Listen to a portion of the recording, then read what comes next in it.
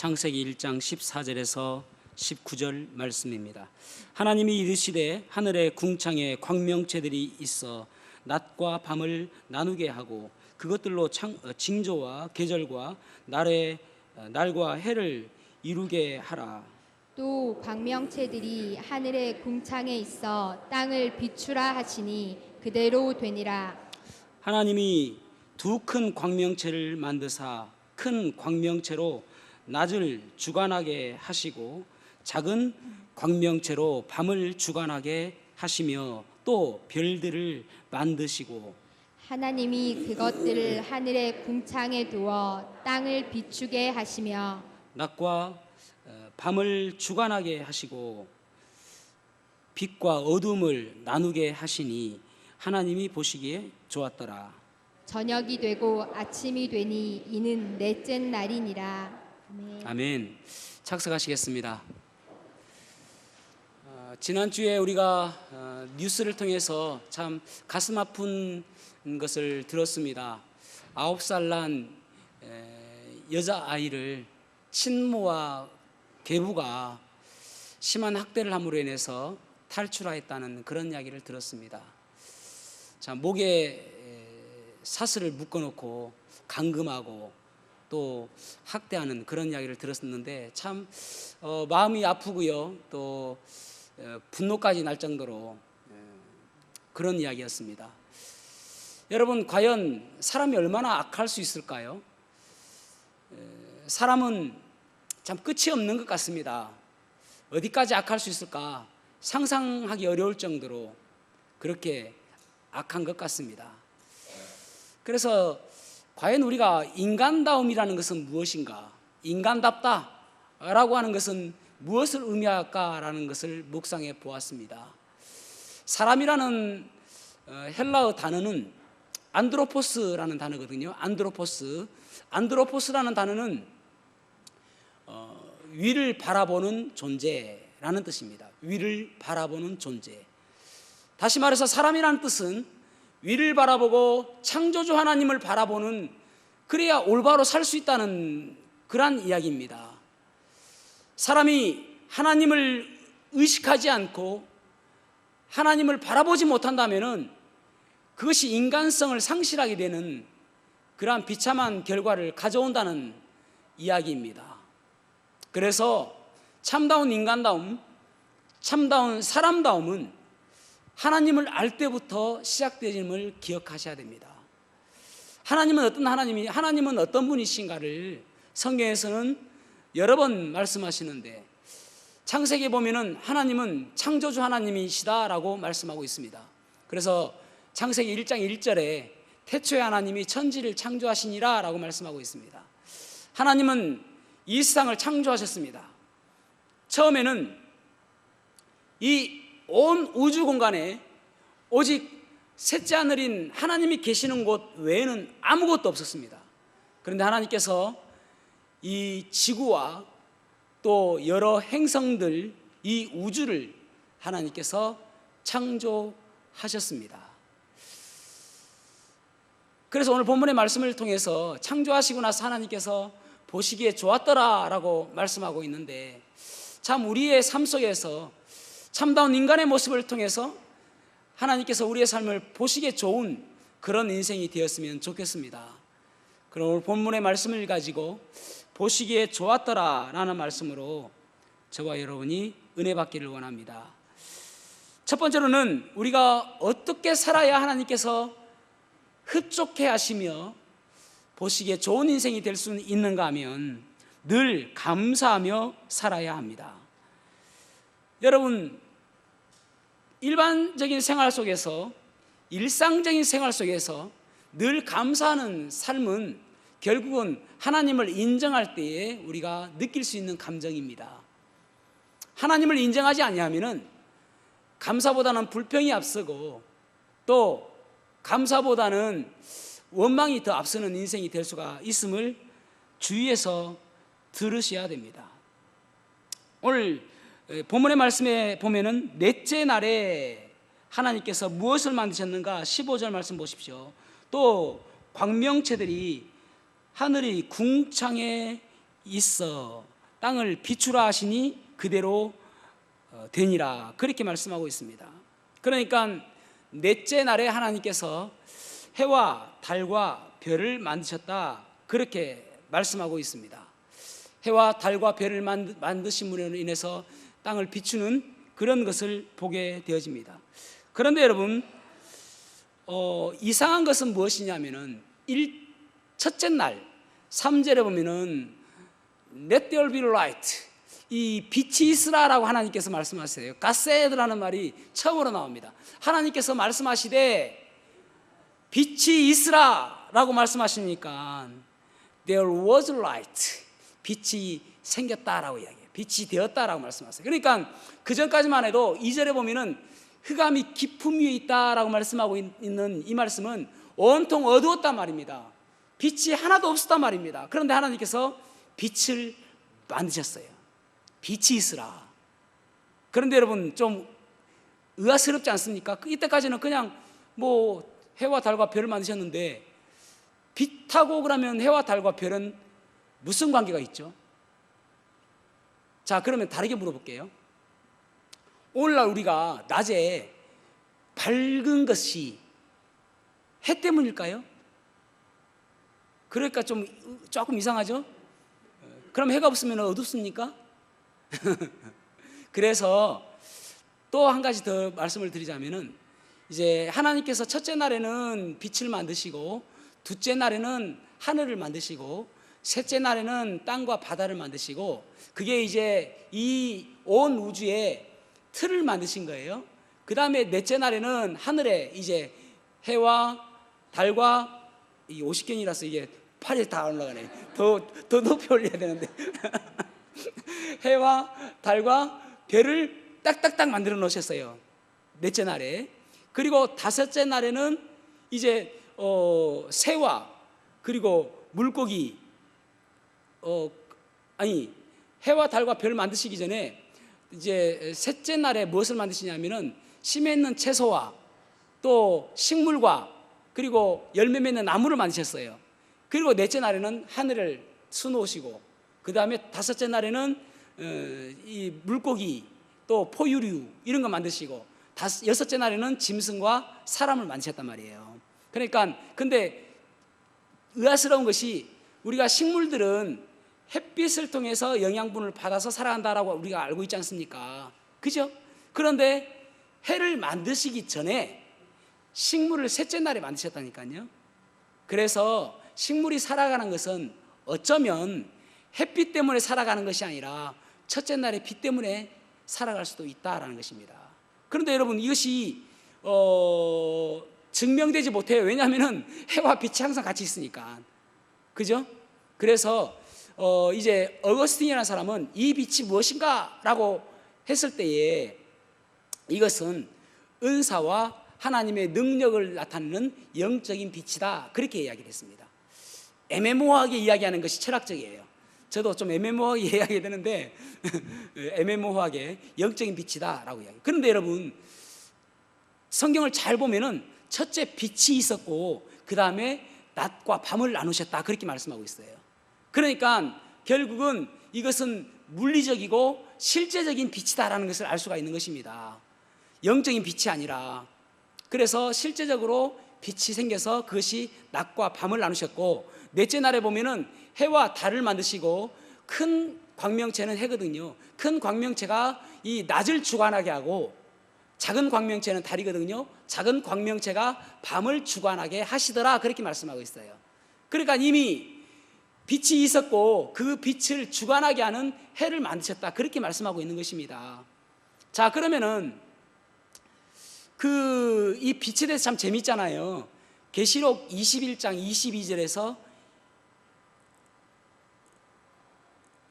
그것을 지금 이야기할 때가 아니네요. 예. 그래서 이 빛이 있었다 그렇게 말씀하고 있었는데 맞습니다. 계시록 21장 22절에서 23절 예.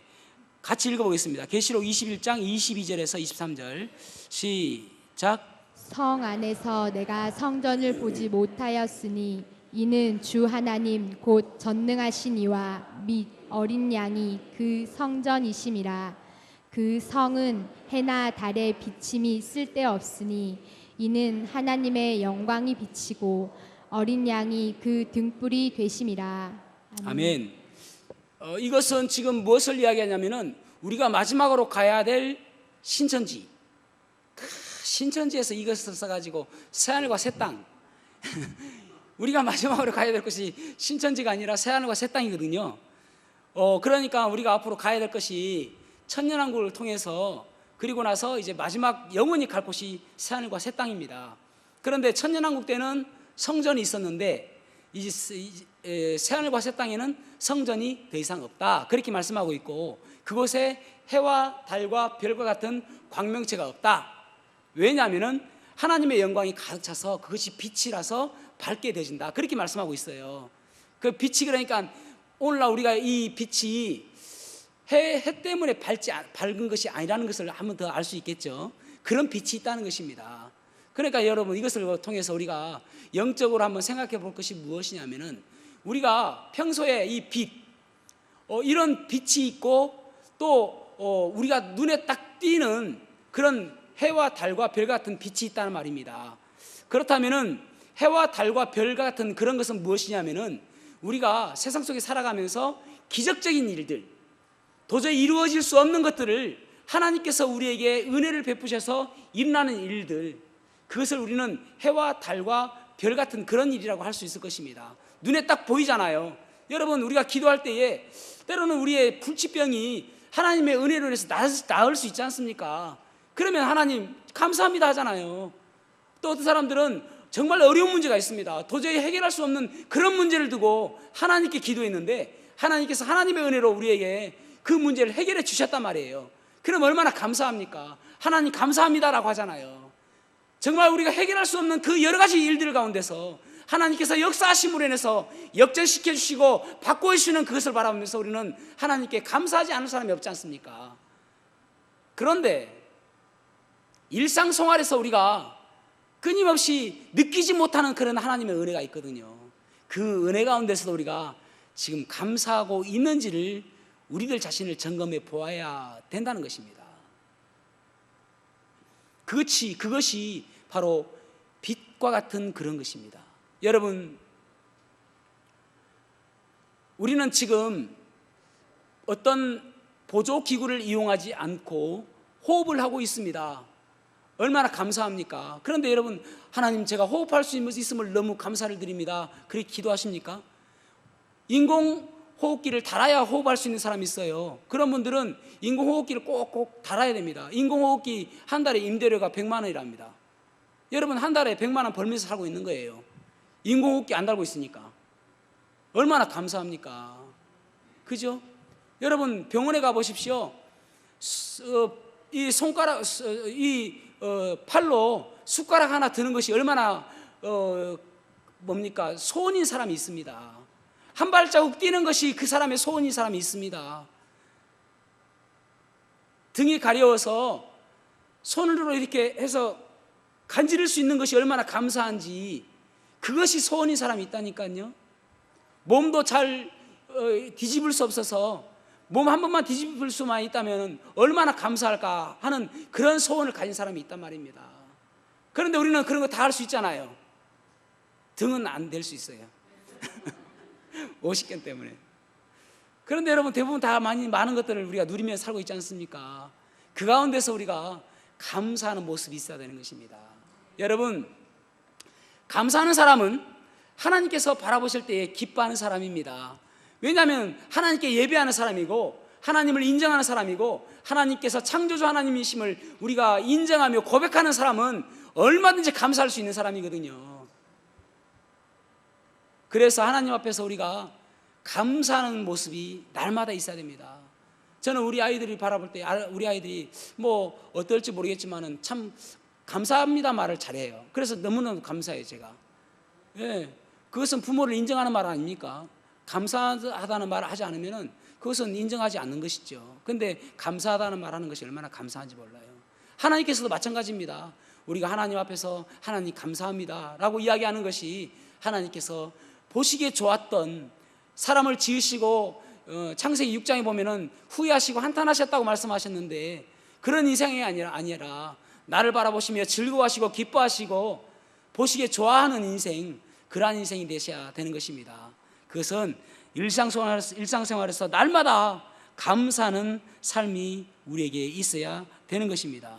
두 번째로는 우리가 어떻게 할 때 하나님께서 보시기에 좋은 인생이 될 수가 있는가 하면 환경을 다스리고 정복해야 됨을 알 수가 있습니다. 환경을 다스리고 정복해야 된다. 하나님께서 해와 달과 별을 만드셨다, 그렇게 창세기에 기록되어 있습니다.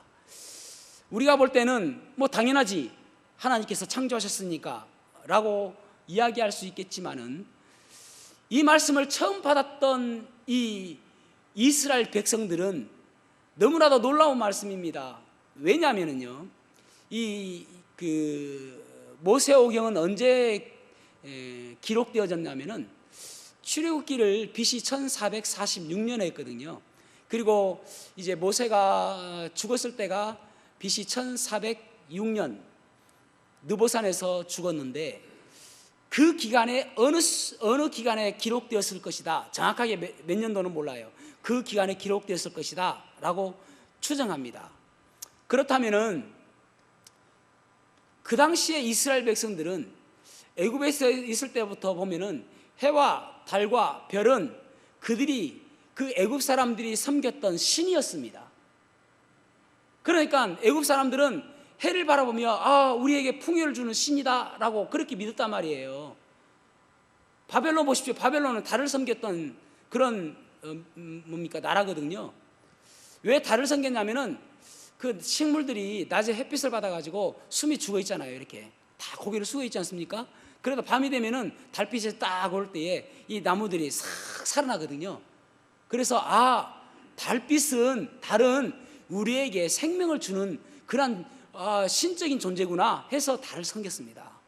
또 그들은 황소를 섬겼고요. 애굽에서는 그렇게 여러 가지들이 섬겼는데 하나님께서 지금 뭐라고 말씀하시냐면은 그 모든 것들을 다 내가 만들었다라고 이야기하는 것입니다. 피조물이다라는 것입니다. 신이 아니라 하나님께서 만드셨다, 그렇게 말씀하고 있습니다. 그러면서 사람의 존재에 대해서, 여러분 사람이 어떤 존재인가를 여러분 아시면은 까무라칠걸요. 아이고, 이게 119를 불러야 되나. 자, 1장 27절에서 28절 읽어보겠습니다. 창세기 1장 27절에서 28절 같이 읽어보겠습니다. 시작. 하나님이 자기 형상 곧 하나님의 형상대로 사람을 창조하시되 남자와 여자를 창조하시고 하나님이 그들에게 복을 주시며 하나님이 그들에게 이르시되 생육하고 번성하여 땅에 충만하라. 땅을 정복하라. 바다의 물고기와 하늘의 새와 땅에 움직이는 모든 생물을 다스리라 하시니라. 아멘. 까무러치셨죠? 사람을 어떤 존재로 만드셨냐면은 하나님 다음으로 가장 높은 존재로 만드셨습니다.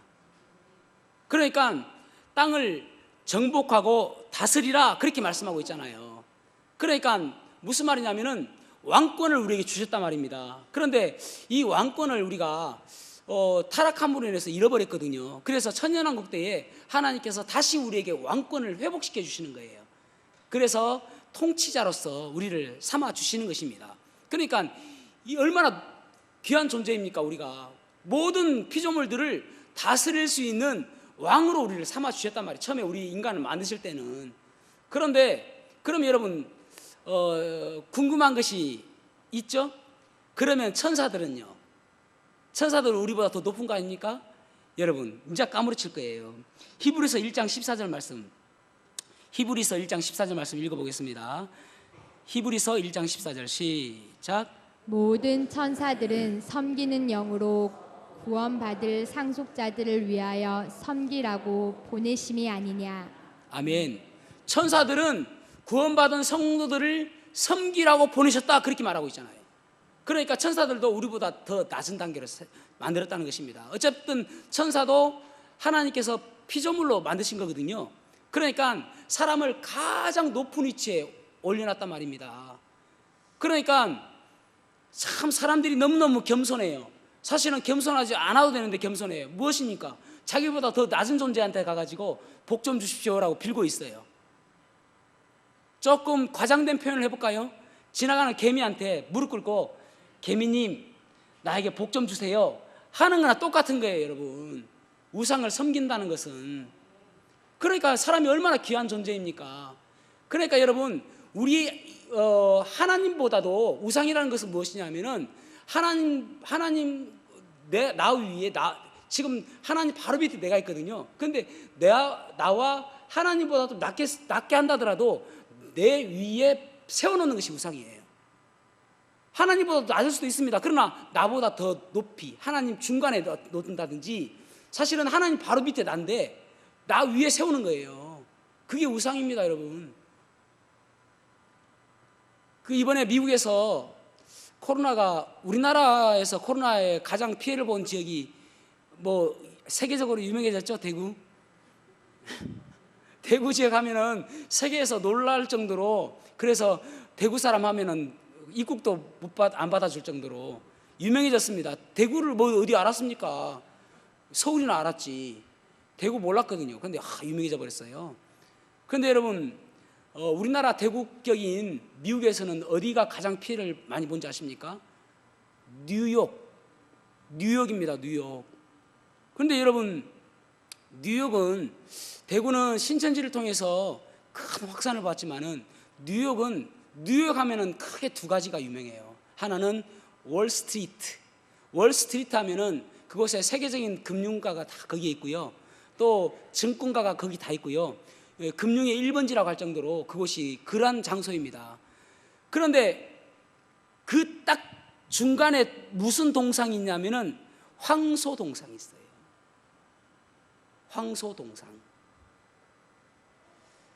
황소를 바라보면서 이 황소의 뿔이 높이 이렇게 치켜 올라가 있는 것처럼 주식이 계속 올라가기를 바라는 마음으로 황소를 세워놨단 말입니다.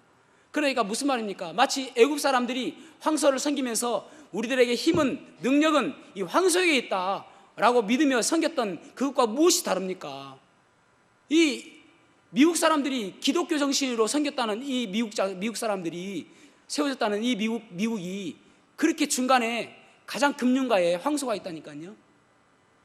또 하나 유명한 것이 무엇인지 아십니까? 자유의 여신상. 뉴욕 항해 높이가 그 자유의 여신상만 하면은 46m, 받침대까지 닫히면은 거의 90 몇 미터가 됩니다. 엄청나게 높죠. 그것이 1886년 그 프랑스에서 미국의 독립을 축하하는 마음으로 선물한 것이 자유의 여신상입니다. 그런데 이제 그것이 의미하는 것이 무엇이냐면은, 저기 외국에서 이민자들이 뉴욕항으로 온단 말이죠. 그러면서 이곳은 자유의 나라구나, 평화의 나라구나, 그것을 바라보면서 온다는 것입니다. 그러면서 많은 사람들이 바라보면서 저것은 우리의 자유의 모습이다 라고 바라보는 것이죠. 여러분, 예수님 당시에 많은 그 당시의 사람들의 마음은 무엇이냐면은 팍스 로마나, 무슨 말입니까? 로마를 통한 평화. 우리가 잘 살 수 있는 방법은 오직 로마를 통해서, 로마의 경제력, 로마의 군사력, 로마의 정치력을 통해서 우리는 잘 살 수 있다라고 꿈꿨던 것이 팍스 로마나 사상입니다. 그것과 무엇이 다릅니까? 결국은 하나님께서 우상 숭배를 가장 싫어하는데, 하나님께서 나 외에 다른 신을 섬기지 마라, 다른 형상을 만들지 마라 했음에도 불구하고 그런 것들 높이 세워놓고 지금 바라보고 있는 거예요. 성경대학에서 지난주에 그 에스겔에 대해서 했는데, 에스겔 20장에 보면은 폐역의 역사에 대해서 말씀하고 있습니다. 이스라엘 백성들이 언제부터 하나님을 멸시하고 하나님을 섬기지 않고 하나님을 떠나 있었는가라고 이야기할 때에, 애굽에서 그들이 민족을 이룰 때부터다, 약 BC 1500년부터, 그러니까 BC 1500년부터 약 1000년간, 그들이 망할 BC 586년까지 1000년간 그들은 계속적으로 하나님께 폐역했던 민족이다. 애굽에서 패역했었고 그들은 광야에서 패역했었고 그들은 하나님께서 약속하신 젖과 꿀이 흐르는 그 축복된 땅 가나안에서 패역했었고 그리고 그 당시 살고 있는 에스겔 시대까지도 그들은 끊임없이 패역했다. 하나님께서 그들에게 말씀하시는 것입니다. 사랑하는 성도 여러분, 우리가 섬기고 있는 그 우상들은 우리가 따르고 붙잡으려고 하는 그 물질, 돈 이런 것들은 우리가 다스려야 될 것들이지 우리가 섬겨야 할 대상이 아님을 여러분 기억하셔야 되는 것입니다. 그래서 하나님께서는 우리에게 이 땅에 살아가면서 끌려가는 인생이 되지 말고 따라가는 인생이 되지 말고 이 땅에 살아가면서 정복하며 다스리는 인생이 되어라, 그렇게 말씀하고 있는 것입니다. 여호수아 17장 18절 말씀 보십시오. 여호수아 17장 18절 같이 읽어보겠습니다. 시작. 그 산지도 네 것이 되리니 비록 삼림이라도 네가 개척하라. 그 끝까지 네 것이 되리라. 가나안 족속이 비록 철 병거를 가졌고 강할지라도 네가 능히 그를 쫓아내리라 하였더라. 아멘. 아멘. 그것들이 철병거를 가지고 있다 할지라도, 그렇게 강력한 무기가 있다 하더라도 그럼에도 불구하고 정복해라, 그렇게 말씀하고 있습니다. 여러분, 그리스도인들이 이 땅에 살아가면서 참 어렵게 살아가는 사람들이 얼마나 많은지 모릅니다. 왜 어렵습니까? 세상과 따라가려니까 어려운 거예요. 세상 사람들 따라갈 것이 아니라 내가 그리스도인 모습을 보여줘야 되는 것입니다. 정말 그리스도인, 하나님께서 기뻐하시는 삶은 어떤 삶인가를 보여줌으로 인해서, 여러분 산에 가면은 길이나 있습니다. 그런데 그 길이 처음부터 길입니까? 처음에는 수풀이 우거졌거든요. 어느 누군가가 이쪽으로 가면 좋은 길이 되겠다 싶어서 한번 가보니까 나중에 풀이 이렇게 좀 밟혀 있으니까 또 다른 사람도 가게 되어지고 나중에는 여러 사람들이 가게 되면서 길이 되는 것이거든요. 여러분, 그리스도인은 그런 사람이 돼야 됩니다. 이 땅에 살아가면서 하나님께서 기뻐하시는 방법대로, 정상적으로 하나님께서 원하시는 방법대로 살아가도 그래도 바로 살 수 있다, 기뻐하며 살 수 있다, 이거 보여줘야 되는 거예요. 꼭 잘못된 방법, 꼭 좀 세상 사람들과 똑같은 방법을 사용하지 않아도 성공할 수 있고, 그럼에도 불구하고 우리가 행복한 가운데 살 수 있다는 거 보여줘야 되는 것입니다. 그런 거 자녀들에게 보여줘야 되는 거예요. 물질이 다가 아니고 물질이 따라가는 것이 아니라 물질을 어떻게 쓰느냐에 따라서 더 중요함을 보여줘야 되는 것입니다. 그 길을 개척하는 사람들이 바로 그리스도인이 되어야 되는 것입니다. 여러분, 직장 다니지 않습니까? 회사에서 야, 저 사람처럼 살면은 올바로 살아간다, 저 사람이 나의 잣대고 나의 기준이다라고 그렇게 해야 됩니다. 그것이 바로 그리스도의 모습이에요. 학교에서 요즘에 아이들은 어떤지 모르겠는데 우리 학교 다닐 때만 해도 컨닝 참 심했습니다. 학생들의 생각이 무엇이냐면은 책상에 노트화입니다. 얼마나 열심히 공부하는지 몰라요? 책상을 노트 삼아서. 그런데 이제 선생님들이 오셔가지고 자리 바꿔라 그러면 끝이죠. 학교 다니는 학생들이 컨닝하지 않아도 내가 잘할 수 있다는 것을 보여줘야 되는 것입니다. 그게 길을 만드는 길이죠. 가정에서 우리 자매님들이 어떻게 남편을 잘 섬기고 자녀들을 어떻게 양육하는지, 다른 사람들에게 믿음의 가정은 어떤 가정인지를 보여줘야 되는 것입니다. 그게 바로 길을 만드는, 정복하고 다스리는 삶인 것입니다. 그렇게 살아가는 것을 보시면서 하나님께서 보시기에 좋은 인생이 될 수가 있음을 기억하시기를 바랍니다. 마지막으로 세 번째로는 말씀의 인도함을 받아야 됨을 알 수가 있습니다. 말씀의 인도함을 받아야 된다. 창세기 1장 17절 말씀을 읽어보겠습니다. 시작. 하나님이 그것들을 하늘의 궁창에 두어 땅을 비추게 하시며. 아멘. 그 하늘의 궁창에 해와 달과 별들을 두심으로 인해서 땅을 비추게 했다, 그렇게 말씀하고 있습니다. 저는 어둠이 싫습니다. 그래서 언젠가 이야기했던 것처럼 제가 싫어하는 노래는 아직도 어두운 밤인가 봐입니다. 아직도 어두운 밤인가 봐, 하늘에 반짝이는 별들이 기분 나빠, 여러분, 그런데 여기 보면은 참 감사하게도 어두운 밤에 빛을 비춰 주신다라고 말씀하고 있습니다.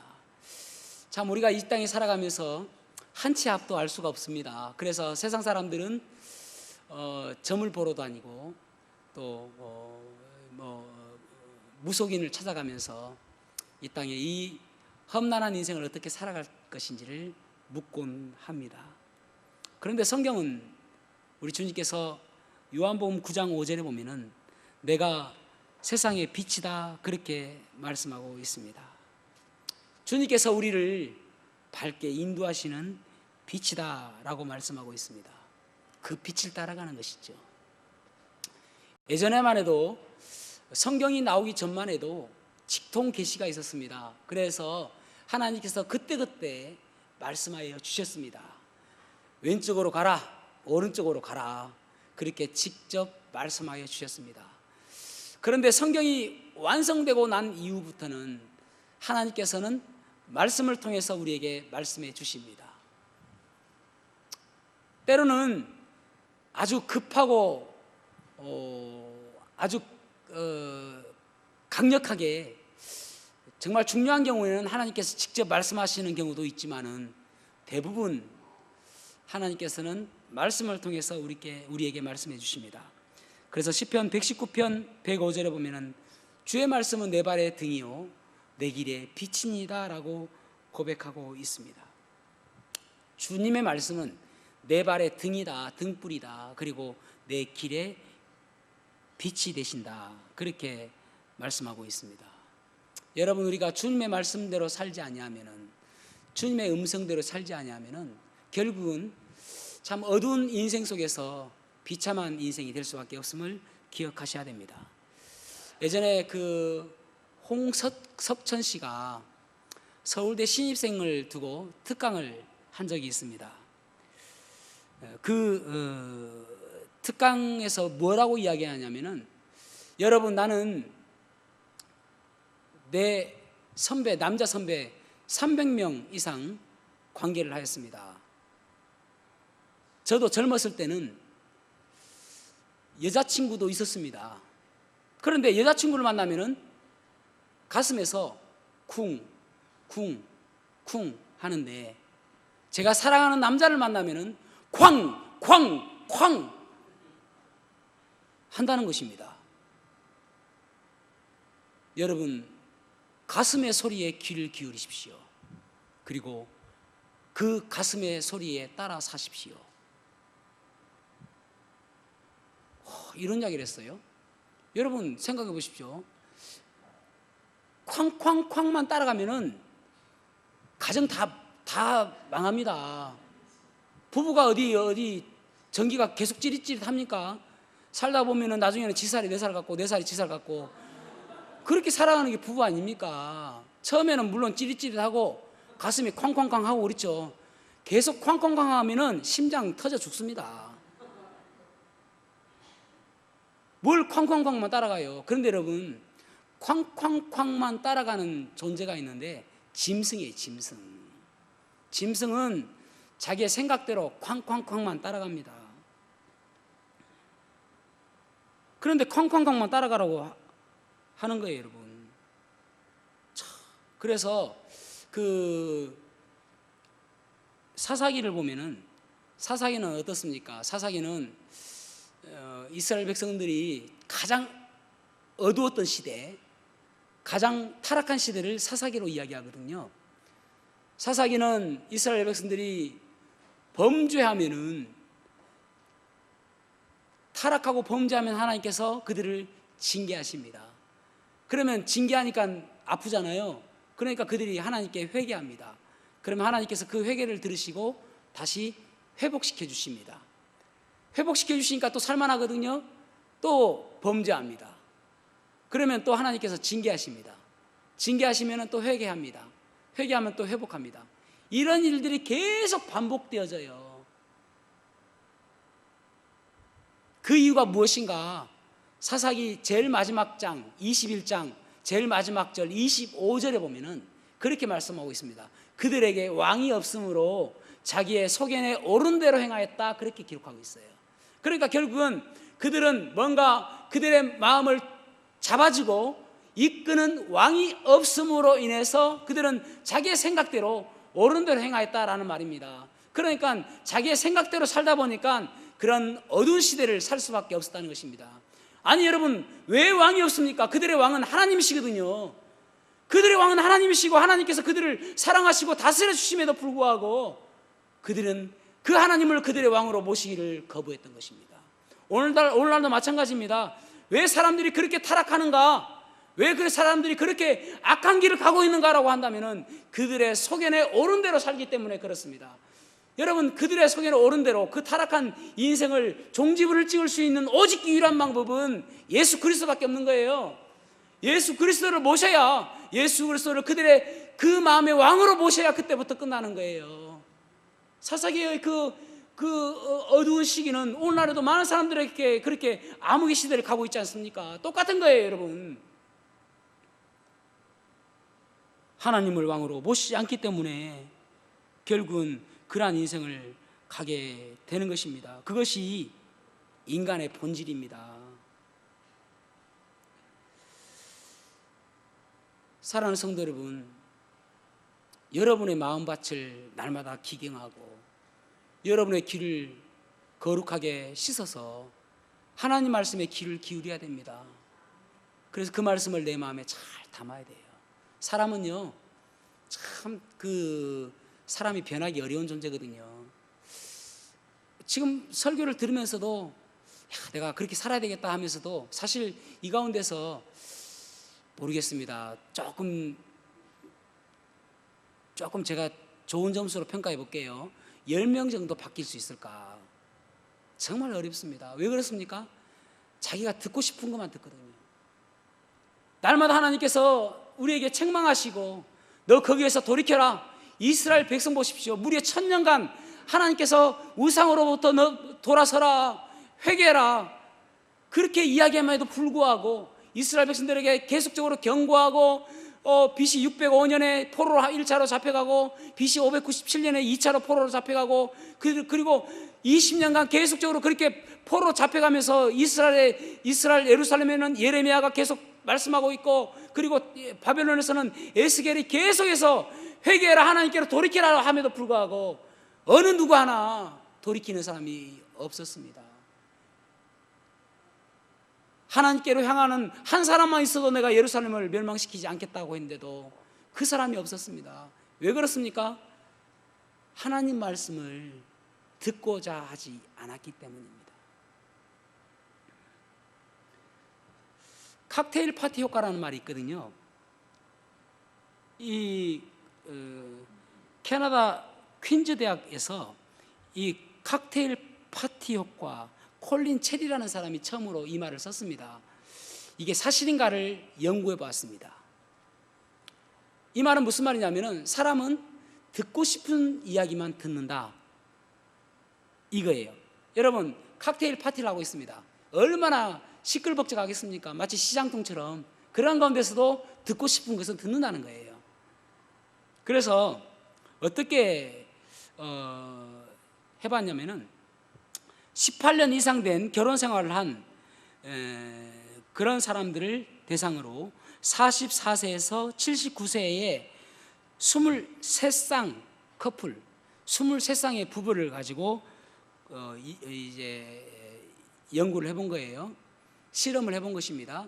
그래가지고 여러 사람들을 끼면서 그 가운데 배우자 한 명을 넣었어요. 그래서 각기 자기가 하고 싶은 이야기를 하는 것입니다. 야, 밥 먹었냐? 밥 먹었다 뭐 하기도 하고, 뭐 어떤 사람은 오늘 뭐 했냐 물어보기도 하고, 뭐 오늘 뭐 시장 가니까 뭐 하더라고, 오늘 뭐 먹었는데 맛있더라고. 각자 막 자기 이야기 막 하는 거예요. 그런데 그 사람이, 듣는 사람이 배우자의 이야기는 잘 듣더라는 것입니다. 희한하게 그렇게 똑같은 톤으로 이야기함에도 불구하고 배우자의 이야기는 잘 듣더라는 거예요. 그게 칵테일 파티 효과입니다. 여러분, 우리도 마찬가지죠? 한참 예배 시간에 졸다가 마지막으로 하면 눈을 딱 떠요. 어떻게 잘 듣는지, 자기 듣고 싶은 이야기 잘 듣는 거예요. 여러분, 그래서 우리가 그 요한계시록 보면은 귀 있는 자는 성령이 교회들에게 하시는 말씀을 들을지어다 그렇게 말씀하잖아요. 여러분 우리 귀 다 있지 않습니까? 들어야 됩니다. 하나님 말씀대로 살려고 결단하셔야 됩니다. 잘못된 것이 있으면 회개하셔야 됩니다. 그래야 하나님께서 이 전염병에서 건져주시고 보호하여 주시는 것입니다. 끝내주시는 것입니다, 여러분. 그러니까 돌이키지 아니하면은 하나님께서 용서하지 않으시는 것입니다. 그 말씀을 마음에 잘 새겨서 돌이켜야 되는 거예요. 서두에 제가 말씀드렸죠. 사람은 안드로포스라고 위를 향해 바라보는 존재라고 말씀드렸잖아요. 위를 바라보는 존재다고. 여러분 어느 짐승이 위를 바라보는 짐승이 어디 있습니까? 짐승은 모두가 땅을 바라보고 살아갑니다. 위를 바라보는 존재 있으면 데려오십시오. 병아리. 물 한 모금 먹고 감사합니다. 물 한 모금 먹고 감사합니다. 병아리. 여러분 짐승들은 모두가 땅을 보고 살아갑니다. 그런데 사람만큼은 하늘을 바라보고 별을 바라보며 태양을 바라보며 하나님을 바라보는 존재잖아요. 하나님께서 사람은 그렇게 만드셨습니다. 너희들은 땅을 바라보는 존재가 아니라 하나님을 바라보고 살아가는 존재여야 된다. 창조주 하나님을 의식하며 살아가는 존재여야 된다. 하나님께서 이 일을 바라보며 얼마나 기뻐하실까 생각하며 살아가는 존재가 되어야 된다. 그렇게 말씀하고 있는 거예요. 저와 여러분이 인간다운 삶을 회복하고 싶다면, 사람다운 삶을 회복하고 싶다면 하나님 바라보고 살아야 됩니다. 그래서 하나님께서 기뻐하시는 삶을 살아가시기를 주님의 이름으로 축복합니다. 기도하시겠습니다.